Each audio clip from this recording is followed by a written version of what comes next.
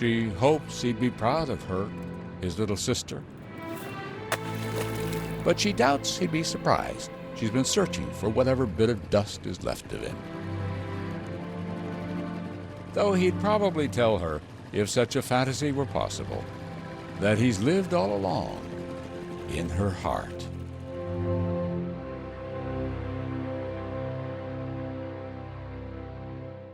Dateline Missing in America. Hear their stories. Help bring them home.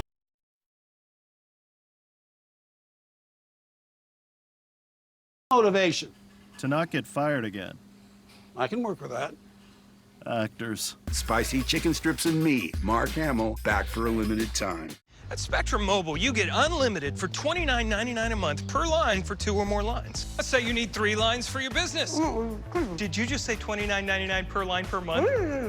That's what I was gonna say. Or maybe you need 4 lines for your family, or 5, or 6. Each line is only $29.99. Maybe that's why they're the nation's fastest growing mobile provider. Or maybe it's this smile. We don't know. The numbers aren't in. Spectrum Mobile. Unlimited and nationwide 5G for just $29.99. Call, click, or visit a Spectrum store near you today. My 100% all-white meat spicy chicken strips are back. Look at them sitting there. Just sitting there. Can't believe we hired a director for this. Spicy chicken strips starting at $5.49 are back at Jack in the Box. NBC4 News at 11 starts with breaking news.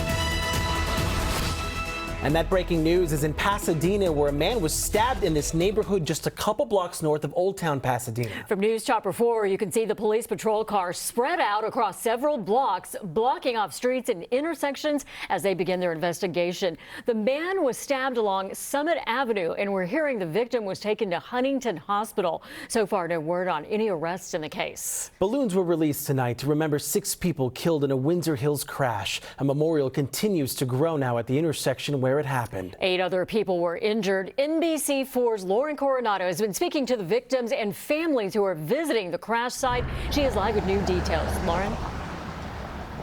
Kathy, Jonathan, it's been an emotional night out here. You can still see dozens of people at that memorial site. Friends, family, loved ones, even cars stopped by and paid their respects. Take a look. They are now our guardian angels. A powerful moment as dozens of balloons were released in honor of the 6 lives lost in that violent crash in Windsor Hills Thursday. We love you! The intersection at Slauson and La Brea at a standstill while drivers honked in support of the grieving families.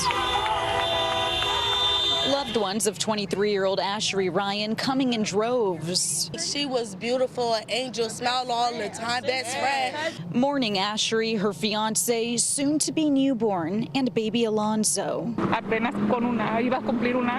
Baby Alonzo's grandmother telling us they were just 2 weeks from celebrating his first birthday. I got anger, I got frustration. It's tragedy.